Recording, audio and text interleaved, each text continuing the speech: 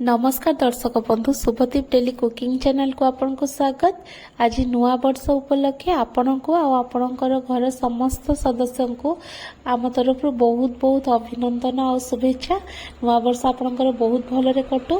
तो समस्त तो आज किसी ना किसी नुआ जिनस करुथिबे, बहुत लोग फीस्ट जाइथिबे, पिकनिक जाइथिबे, तो किसी ना किसी तो आज समस्त घरे होउथबो, भल भल रांधि खाउथिबे। तो एटा हम मामू को बाड़ी रो देखि दउची सब कौन चाष होइछि।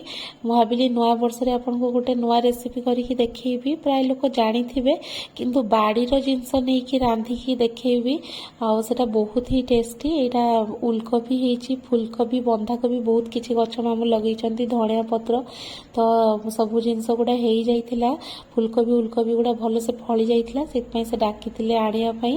तो आमे भाविली जे जेहेतु बाड़ीर फुलकोबी आसीबो, सेत पई आज फुलकोबी इलिश माछ झोल हबो, जोटा कि प्राय लोक बनाती। और जदि आप बनई शिखी ना ताले आज देखिकी शिखी जातु। मो रेसिपी आपन सागरे आज शेयर करी केमिति फुलकोबी आलू आ इलिश झोल करेंगे, जोटा कि खायापी बढ़िया लगे। आमती बाड़ी फुलकोबी जदि हो देखो बिना सार आ बिना विषय केमिति फुलकोबी बाड़ी में फली, खाली खत दिखाई बहुत ही बढ़िया साइज होती, जोटा कि टोटाली विष स्प्रे करानी, जोटा मार्केट में विष स्प्रे करती पोक न लगे, जोटा भल लगे खायापी। से फुलकोबी स्मेल करे आ खायापी भी भल टेस्ट लगे। फुलकोबी रियल टेस्ट जोटा एटा खाइले जना पड़ो, कहीं बिना सार रे तैयारी होइछेटा आ बहुत ही बढ़िया साइज होइछि। सेइतपई आमे भाबिले आज एई फुलकोबी रे इलिश माछ झोल हबो, जोटा खायापी बढ़िया लागिवो। तो मुझे आपको से आज देखी दूची केमती कौन बाड़ी रे सब फली। जो मैंने टाउन रे रोचंती, जागा नहीं बाड़ी रे, से लगे पारना। तो छात रे भी बहुत लोग लगाती, किंतु सेमती सुविधा नुहे छात रे जमती बाड़ी रे सुविधा थिबो। तो ये देखते केते बढ़िया फली, और साग गुड़ा भी पूरा नरम अच्छी, खायापी बढ़िया लगिवो। आ एबे तो फुलकोबी उलकोबी बंधाकोबी समस्त घरे एवेलेबल थिबो, किंतु मार्केट टू बाड़ीर जिनस बेसी टेस्ट आउ खायापी भी बहुत हेल्दी। ये देखो बंधाकोबी गुड़ा भल से ହେଇନି, ଏବେ छोट छोट अच्छे, से बड़ है कटा हम। तापर ए जो फुलकोबी उलकोबी सब कटा ही, फुलकोबी रे तो माटी लगी न थाए, उलकोबी रे माटी लगी थाए ता मूल रे, सेटा धुआ हम टिके। देखो 5टा फुलकोबी आज कटा ही, आ सब गुड़ा एत बढ़िया साइज रही। फुलकोबी जी बड़ बड़ ହେଇନି, ता पत्र गुड़ा देखा बेसी भल लगुच, पूरा माने बहुत गुड़ा पत्र हो, बड़ बड़ पत्र हो। तो आज तो बढ़िया तरकारी हम आपन को देखी। आठी देखु उलकोबी भी पोखरी अच्छे, मामू घरे पोखरी, से सब धुआ होगी रेडी होपर घर को आसिले इलिश झोल हम। आपण मैंने सब नुआ वर्ष रे कौन कले, कोठी कले, निहाती कमेंट रे जणैबे। आपण मैंने केमती नुआ वर्ष पालिले, केमती सेलिब्रेट कले, सेटा भी जणैबे। आमर तो एमती सब होउछि, म आपन को देखेबी केमती आमर इलिश माछ तैयारी हम, केमती बनैबी। आपण जदि सेमती केबे करि नाहंती, निहाती करिके एबे खाइबे, काहे ना शीत दिन पळेले आ भल कोबी मिलिबनी। एबे सीजन जेहेतु फुलकोबी रो, तो निहाती थरे बनैकी खाइबे। एटी देखंतु 4टा उलकोबी तोड़ा होइछि, पूरा रेडी हो गलानी। एबे मो माछ भी एपटे रेडी करनी, तापर फुलकोबी देके माछ झोल हबो। एटी इलिश माछ आछि, मो लुण हल्दी गोलेकी रखी दीछि ऑलरेडी। तापर मो आज बाहर रोसई करूछि, आउ ये बाहर को गैस सब नहीं आसती। बाहर आइंस रोसई कले भल, कहीं रोसई घरे बहुत माछ रांधिले बहुत तेल चिट्टा हो जाए, पूरा भल लगे। तो ये तेल गरम हो गला पर सोरिष तेल देछि, गरम हो गला पर माछ 3टा 4टा नहीं कि जमती आपन जगह हम कढ़ई रे, सेमिति नहीं कि ताको भाजी नेबे। ये देखो भाजी नेली पूरा बढ़िया से लाल लाल करके, केते बढ़िया देखा बड़ बड़ पीस इलिश नेबे, बढ़िया लगे। तापर पुणी यहाँ हो गला पुणी नेक्स्ट जी थी से भी सब भाजी नेबी। तापर आपन को देखी केमती कौन तरकारी करेंगे। यहाँ भाजी हो सारा पर मु फुलकोबी आलू सेड़ा सब काटिकी रेडी करनेबी। आ बहुत जल्दी हो तरकारी, बेसी टाइम लगनी। तो आपण मैंने भी कौन सब खाइले निहाती जणैबे।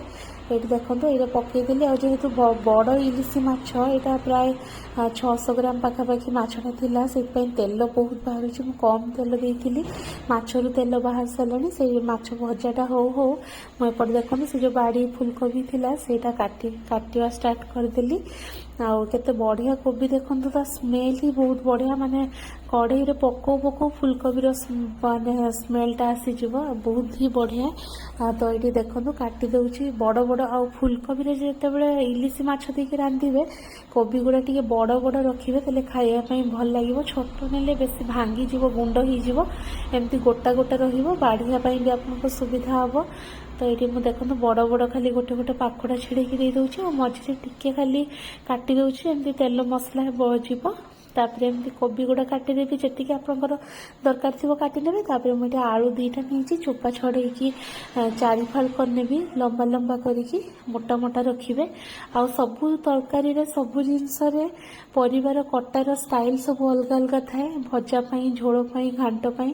ଆଉ ସେମିତି ନ କାଟିଲେ ଆଖି ଦୃଶ୍ୟ ବି ହୁଏନି, ଭଲ ଦେଖାଯାଏନି। ଆଉ ତରକାରୀଟା ଯେତେ ଭଲ ଦେଖାହେବ, ଖାଇବା ପାଇଁ ବି ସେତେ ଭଲ ଲାଗିବ। ତ ଏଇଠି ଦେଖନ୍ତୁ 2ଟା ଆଳୁ ମୁଁ ନେଇଗଲି, ମାନେ 8 ପିସ୍ କରିଦେବି। ତାପରେ ଏଇଠି ଅଦା ରସୁଣ ପିଆଜ ବି ସବୁ ରଖିଛି, ସେଗୁଡ଼ା ବି ସବୁ ରେଡ଼ି କରିନେବି। ଏଠି କାଟି ଦେଇ ସାରିଲା ପରେ ମାଛ ଭଜା ସରିଯାଇଛି। ତାପରେ ସେ ଯେଉଁ ଗରମ ତେଲରେ, ସେଇଠି ସାଙ୍ଗେ ସାଙ୍ଗେ ସେଇ ମାଛ ତେଲରେ ମୁଁ ଏଗୁଡ଼ା ଛାଡ଼ିଦେବି, ଫୁଲକୋବି ଆଳୁ ଯେଉଁଗୁଡ଼ା ଧୋଇକି କାଟିକି ରଖିଛି ସେଇଗୁଡ଼ା ତାକୁ ଲାଲ ଲାଲ କଲା ପର୍ଯ୍ୟନ୍ତ ଭାଜି ନେବି। ଏଠି ମୁଁ ମସଲା ପାଇଁ ଛଡ଼େଇ ଦେଉଛି। ଗୋଟେ ପିଆଜ ନେଇଛି, ଆଉ ଆପଣ ସେମିତି ଯଦି ଅଧିକା କରିବେ ସେଇ କ୍ୱାଣ୍ଟିଟିର ପିଆଜ ଅଦା ରସୁଣ ନେବେ। ମୁଁ ଏଇଠି ଗୋଟେ ପିଆଜ ନେଇଛି, ଆଉ 1 ଇଞ୍ଚ ପାଖାପାଖି ଅଦା ନେଇଛି, ଆଉ ଗୋଟେ ରସୁଣ ନେଇଛି ବି। ସେଇଟାକୁ ମୁଁ ଜିରା ଧଣିଆ ଦେଇକି ବାଟିବି, ଦେଖେଇବି ବାଟିଲା ବେଳେ।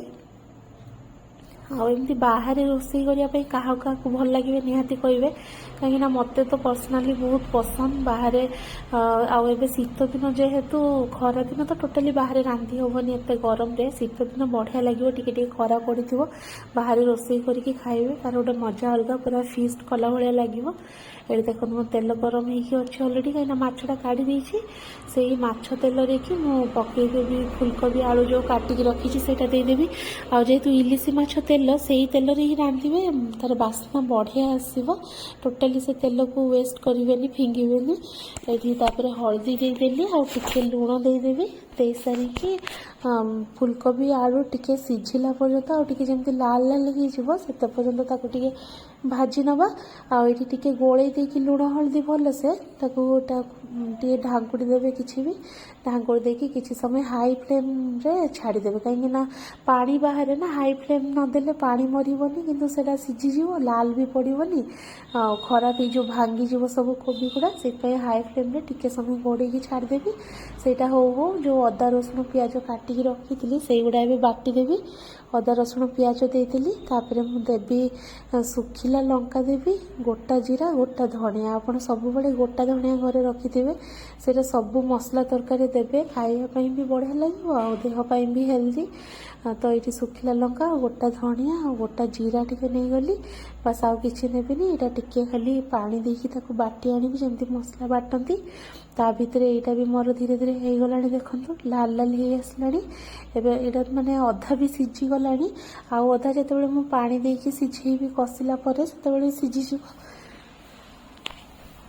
ଏ ଦେଖନ୍ତୁ ଲାଲ ଲାଲ ହେଇଗଲା। ମୁଁ ଏବେ ତାକୁ କାଢ଼ିଦେବି, କାଢ଼ିକି ମସଲା କଷେଇବି। ଆଉ କିଛି ପକେଇବେନି ତେଲରେ, ଖାଲି ଆପଣ ତେଜପତ୍ର ଦେଇଦେବେ 2ଟା କି 1।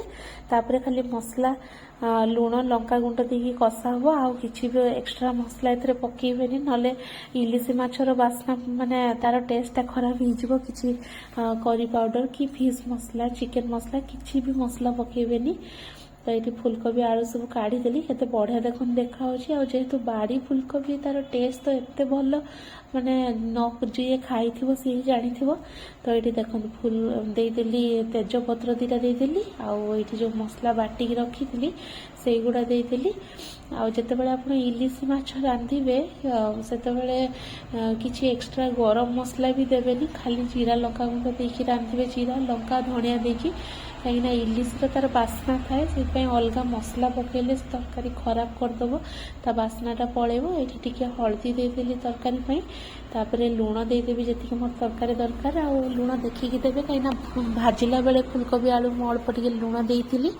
टेस्ट करके नेबे लुण आउ ये लंका गुंड टिके देदेली बाटी राग पाई एटा टिके रंग पाई लंका गुंड देदेली तापर सेमती मसला कसंदी सब बेले सेमती मसला कम आंच करके धीरे धीरे कषिबे जेमती तार अदा रसुणर बास्नाटा पलैब आउ तेल बाहरी आसो उपरको ये बिलाती दीटा नहीं छोट छोट बिलाती दीटा नहीं बिलाती को भी टी ग्राइंडिंग कर बिलाती ग्राइंडिंग करदे झोलटा टी बहलिया हुए खायापी बढ़िया लगे एमती काटिकी पकेले भी किसी असुविधा नहीं कि ग्राइंडिंग कले बेसी भल लगे तो ये ग्राइंडिंग कर मसला टी हो हो ये देखो अल्प टिके मसला कषि आसला तेल टिके उपरको देखाला एवं मु बिलाती देदेवी बिलाती दे सारा पर कषिबी सेमती पूरा माने बिलातीर पानी और मसला सब भलसे कषि हो बिलातीर पानी मरीज तेल भी पूरा उपरको आसो जना पड़ मसला हो गला तापर परिवा पकेदेवा परिवा पकई सारा पानी देकी फुटेकी माछ झाड़देवा रेडी हो तरकारी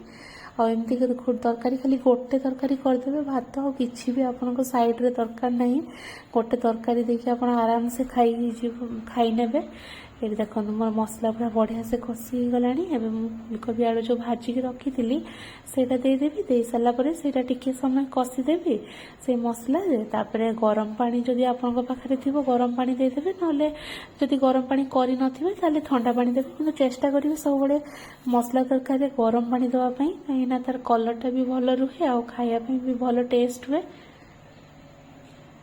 मोर ये गरम पानी नाला मुझे ठंडा पानी दे देछि तापर ठंडा पानी देला देदेवी ठंडा पानी टिके समय खाली कषि नेबी कषि नहीं ठंडा पानी देकी टिके छाड़देवी घोड़े जमी फुटीज पानीटा भलसे तेल मसला सब भलसे मिसीज तापर माछ छाड़देवी हो रेडी हो तरकारी फुलकोबी आलू इलिसी तरकारी आईटा प्राय लोक जानी जानी भी ना जो मैंने जानी ठीक अच्छे जो मैंने केबे करी ना एमती थरे ट्राए करंतु रोसई करी बढ़िया लगे खायापाई इलिसीर तो कंचा झाल प्राय लोक खाई तार बहुत किसी रेसिपी अच्छी आ भर यहाँ गोटे रेसिपी निहाती बनईकी शीत दिने खातु जेहेतु कोबी सब एवेलेबल शीत दिने आई सीजन रे एमती माछ झोल गरम गरम माछ झोल सांगे गरम गरम भात शीत दिने खाइबे बढ़िया लगे तो ये देखो मोर होगला आ नुआ वर्षर नुआ रेसिपी आपन को केमती लगला मत निहाती जणेबे कमेंट रे आ जदि चैनल को सब्सक्राइब करना